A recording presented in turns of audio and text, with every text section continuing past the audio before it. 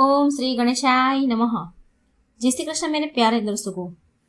नवरात्रि चल रही है तो नवरात्रि के इन शुभ दिनों में अक्सर यह प्रश्न उठता है कि आखिर देवी भगवती को कौन से दिन क्या विशेष भोग लगाना चाहिए। तो हमारे इन सभी संशयों का समाधान हमारे शास्त्रों में दिया गया है। एक समय नारद मुनि भगवान श्री विष्णु के पास पहुंच गए और उन्होंने भी यह प्रश्न भगवान से पूछा और उसके उत्तर में श्री नारायण ने क्या कहा, यही है आज के हमारे इस वीडियो का मुख्य कथा वस्तु। तो चलिए आज का वीडियो आरंभ करते हैं, जिसमें हम आपको बताएंगे कि देवी भगवती को प्रसन्न करने के लिए कौन से महीने में क्या भोग लगाना है, कौन से दिन से क्या भोग लगता है और कौन सी तिथि पर क्या विशेष भोग लगाकर देवी भगवती को प्रसन्न किया जा सकता है। तो चलिए हम शुरू करते हैं। एक समय नारद मुनि ने भगवान श्री विष्णु से पूछा, हे प्रभु, देवी के आराधन रूपी श्रेष्ठ धर्म का क्या स्वरूप है? किस प्रकार से उपासना करने से उन्हें प्रसन्न किया जा सकता है? उनकी पूजा की क्या विधि है? कैसे, कब और किस स्त्रोत का गान करने से भगवती दुर्गा कष्टप्रद नरक से मनुष्यों का उद्धार करती है? तो इसके उत्तर में भगवान श्री नारायण ने कहा, हे परम विद्वान देवर श्री नारद मुनि, जिस प्रकार धर्म पूर्वक पूजा आराधना करने पर भगवती स्वयं प्रसन्न हो जाती है, वह समस्त विशेष वस्तु अब तुम एकाग्रचित होकर मुझसे सुनो। यह संसार अनादि है। इसमें आकर जो भगवती जगदम्बा की उपासना करता है, जो मनुष्य, वह चाहे घोर संकट में ही क्यों न हो, लेकिन सर्वशक्तिमान देवी दुर्गा स्वयं उसके प्राणों की रक्षा करने में संलग्न हो जाती है। इसलिए प्राणी को सम्यक प्रकार से देवी की पूजा अर्चना करनी चाहिए। प्रतिपदा तिथि में भगवती जगदम्बा की गो ध्रुव से पूजा करनी चाहिए। गो ध्रुव से पूजा करनी चाहिए, अर्थात षोडश उपचार से पूजन करने से के नैवेद्य के रूप में उन्हें गाय का घी अर्पण करना चाहिए एवं फिर वो घी ब्राह्मण को देना चाहिए। इसके फल स्वरूप मनुष्य कभी रोगी नहीं हो सकता। द्वितीय तिथि का पूजन करने के बाद भगवती जगदम्बा को चीनी का भोग लगाना चाहिए और ब्राह्मण को दीजिए। ऐसा करने से मनुष्य दीर्घायु बनता है। तृतीया के दिन भगवती की पूजा में दूध की प्रधानता होनी चाहिए और पूजन के उपरांत वह दूध ब्राह्मण को दान देना चाहिए। ऐसा करने से संपूर्ण दुखों से मुक्त होने का मार्ग प्रसन्न हो जाता है। चतुर्थी के दिन मालपुआ का नैवेद्य अर्पण करना चाहिए और फिर उसे योग्य ब्राह्मण को देना चाहिए। ऐसे अपूर्व दान मात्र से ही किसी प्रकार के विघ्न सामने नहीं आ सकते। पंचमी तिथि के दिन पूजा करके भगवती को केला का भोग लगाए और वो प्रसाद ब्राह्मण को दे। ऐसा करने से पुरुष की बुद्धि का विकास होता है। षष्ठी तिथि के दिन देवी के पूजन में मधु का महत्व बताया है और वो मधु ब्राह्मण को अर्पित करने के बाद इसके प्रभाव से के साधक को सुंदर स्वरूप प्राप्त होता है। सप्तमी तिथि के दिन भगवती की पूजा में गुड़ का नैवेद्य अर्पण करना चाहिए और फिर उसे ब्राह्मण को देना चाहिए। ऐसा करने से पुरुष शोक मुक्त हो जाते हैं। अष्टमी तिथि के दिन भगवती को नारियल का भोग लगाना चाहिए और फिर उस नारियल को नैवेद्य के रूप में ब्राह्मण को दान देना चाहिए। ऐसा करने से उस पुरुष के पास किसी प्रकार के संताप नहीं आ सकते। नवमी तिथि के दिन भगवती दुर्गा को धान का लावा अर्पण करके ब्राह्मण को देना चाहिए। इस दान के प्रभाव से पुरुष इस लोक को और परलोक में भी सुख रह सकता है। नारद मुनि, दशमी के तिथि के दिन भगवती को काले तिल का नैवेद्य अर्पण करना चाहिए। पूजन के बाद वह नैवेद्य ब्राह्मण अपने काम में ले सकते हैं। ऐसा करने से यमलोक का भय दूर होता है। जो व्यक्ति एकादशी के दिन भगवती को दही का भोग लगाकर ब्राह्मण को अर्पित करता है, उसके ऊपर देवी भगवती अत्यंत संतुष्ट होती है। द्वादशी के दिन पूजन में चीड़े का महत्व है। जो उस दिन भगवती को चिवड़ा भोग लगाता है, चिवड़ा भोग लगाकर ब्राह्मण को देता है, उसे भगवती अपना प्रेम भोजन बना देती है, प्रेम भाजन बना लेती है। त्रयोदशी के तिथि के दिन भगवती को चने का नैवेद्य अर्पण करना चाहिए और फिर उस ब्राह्मण को देना चाहिए। इस प्रकार से नियम पालन करने से प्रजा संतानवान बनती है। चतुर्दशी के दिन जो भी व्यक्ति भगवती जगदम्बा को सत्य का भोग लगाकर ब्राह्मण को देता है, उस पर भगवान शंकर अत्यंत प्रसन्न होते हैं। पूर्णिमा के दिन भगवती जम्बा को खीर का भोग लगाना चाहिए और फिर उसे श्रेष्ठ ब्राह्मण को अर्पित करने से पुरुष अपने समस्त पितरों का उद्धार करता है। पूर्णिमा और अमावस्या के दिन तिथि में कोई अंतर नहीं, इसलिए हे महामुनि, देवी की प्रसन्नता प्राप्त करने के लिए हवन करने की भी बात की गई है। जिस तिथि में जो वस्तु नैवेद्य के लिए बनाई है, उसी वस्तु से उन तिथियों में हवन भी करना चाहिए। इस प्रकार किया गया होम हवन सभी अरिष्ट का विनाश कर देता है। इस प्रकार तिथियों के महत्व और उस दिन अर्पित किए जाने वाले भोग के विषय में बताने के बाद अब भगवान श्री हरि के विषय में बता रहे हैं। श्री हरि दिन के विषय में बता रहे हैं। उन्होंने नारद मुनि से कहा, नारद, भगवती देवी को रविवार के दिन खीर का नैवेद्य अर्पण करना चाहिए।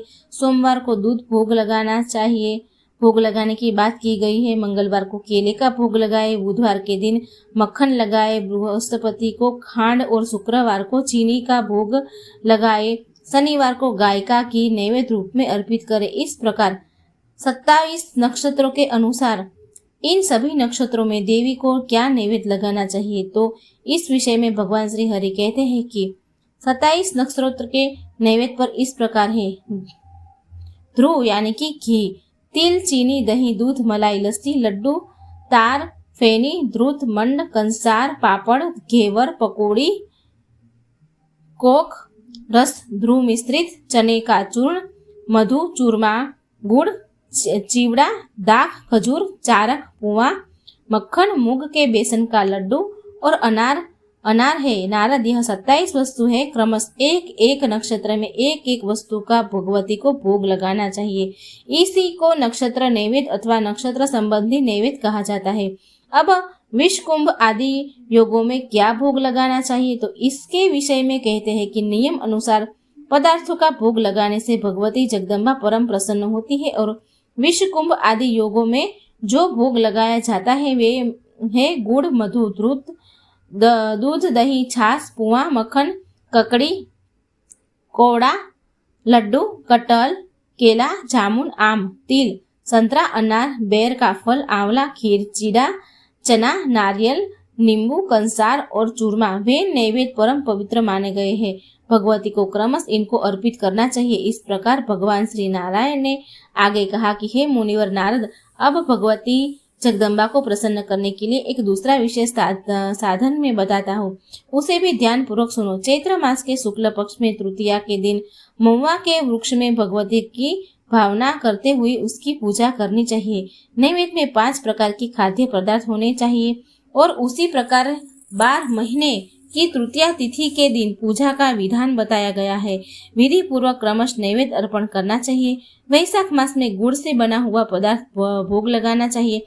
ज्येष्ठ मास में भगवती की प्रशंसा के लिए मधु अर्पण करना चाहिए। आषाढ़ मास में रस के बना हुआ पदार्थ भोग लगाए। श्रावण मास में दही, भादो में चीनी, अश्विन में खीर, कार्तिक में दूध, मार्गशीर्ष में फेनी, पौष मास में दधी, कुरुच का माघ मास में गाय का घी, फाल्गुन मास में नारियल का भोग लगाने विधान है। इस प्रकार 12 महीनों में 12 प्रकार के नैवेद्य से भगवती को पूजा अर्चना करनी चाहिए। जब 12 महीने यह 12 भोग अर्पित किए जाते हैं तो उस समय देवी भगवती के इन 12 नामों का उच्चारण करना चाहिए। मंगला, वैष्णवी, माया, कालरात्रि, रतिया, महामाया, मंतंग, काली, कमल, वासिनी, श्रीवा, सहस्त्र, झरणा और सर्व मंगल रूपिणी इन नामवाचक 12 पदों का उच्चारण करके एक वृक्ष में भगवती की भावना से पूजा करनी चाहिए। कहा जाता है कि मैं के वृक्ष में भगवती देवी जगदम्बा विराजित रहती है, इसलिए संपूर्ण कामनाओं के सिद्धि के लिए और व्रत समाप्ति के लिए इसे पूजा के पश्चात देवी की स्तुति करनी चाहिए। भगवती देवी को इस प्रकार भोग नैवेद्य अर्पित करने के बाद उनका पूजा बाद उनकी इस प्रकार से स्तुति करनी चाहिए और इस स्तवन का पाठ करना चाहिए। कमल के समान नेत्रों से शोभा पाने वाली भगवती देवी को नमस्कार है। हे भगवती माहेश्वरी, आप महादेवी है, जगत धात्री है, आपका विग्रह मंगलमय है, आपको नमस्कार है। परम बुद्धिमता देवी, परम पाप हंत्र, परमार्थ प्रदायिनी, परमेश्वरी, प्रयोजत पति, परम ब्रह्म स्वरूपिणी, मंददात्री, मदोमता मान, गम्य मोहनता, मनस्वी, मुनि, दया मार्तड़, सहचार, जय लोकेश्वरी, ये आपके नाम है। प्रलय कालीन मेघ की भांति आप कांति धारण करती है। देवताओं और दानवों में महान मोह की निवृत्ति के लिए आपकी आराधना की थी। यमलोक को मिटाने वाले परम आराध्य भगवती जगदम्बे, आप यम पूजा, यम अग्रजा और यम निग्रह रूपा है। हम आपको बारंबार नमस्कार करते हैं। हे भगवती सर्वेश्वरी, अब सम स्वभाव, सर्व संग विवर्ता, संग नाश करी, काम्य रूपा, कारो विग्रह, कंकाल क्रूरा, कामाक्षी मीनाक्षी, मर्म भेदने, मार्युध रूप, शिला मधुर स्वर, पूजिता महामंत्रवती, मंत्र गम्य, मंत्र प्रिय, करकरी, मनुष्य मानस तथा मन मधोरा से भी विख्यात है। हे देवी, पीपल, वट, नीम, आम, कैथ, बेर, कटहल, करील और महुआ आदि वृक्ष तुम्हारे ही स्वरूप है। हे दुग्धवल्ली में निवास करने वाली देवी, आप परम कृपालु और दया की भंडार है। आपके श्री विग्रह वरुणा से ओतप्रोत है। सर्वज्ञ जन पर आप अधिक श्रद्धा रखती है और आपकी सदैव जय हो। इस प्रकार पूजा के उपरांत जो भी भगवती देवी का इस प्रकार स्तुति करता है, उससे देवी भगवती अत्यंत प्रसन्न होती है। यह स्त्रोत भगवती को प्रसन्न करने का परम साधन है। जो मनुष्य इसका निरंतर पाठ करता है, उसे अधिक आदि व्याधि और शत्रु का भय नहीं रहता था।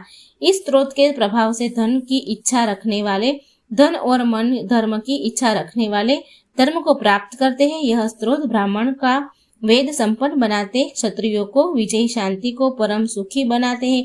जो मनुष्य श्राद्ध के समय में मन को एकाग्रचित करके स्त्रोत का पाठ करते हैं, उसके पितरों को एक कल्प तक स्थिर रहने वाली अक्षय तृप्ति प्राप्त हो जाती है। इस प्रकार पूजा विधि का वर्णन करने के बाद भगवान श्री नारायण ने अंत में नारद मुनि से कहा कि जो भी मनुष्य इस प्रकार भगवती देवी जगदम्बा की स्तुति, पूजा और आराधना करता है, वह तीनों लोकों में प्रशंसक होता है और नरक से मुक्ति प्राप्त कर लेता है। महादेवी की यह पूजा समस्त शुभता और मंगल होती है प्रदान करने वाली है। तो यह भी जगदम्बा देवी को संपूर्ण भोग लगाने की सामग्री और उनकी पूजा विधि, सही स्तुति और पाठ, यह जानकारी आपको कैसी लगी, यह आप कमेंट बॉक्स में जरूर लिखेंगे, बताइएगा। अगर वीडियो अच्छा लगा है तो उसे लाइक और शेयर जरूर कीजिएगा और ये चैनल को सब्सक्राइब करना मत भूलिएगा। जय श्री कृष्ण, राधे राधे, थैंक यू, जय माता जी।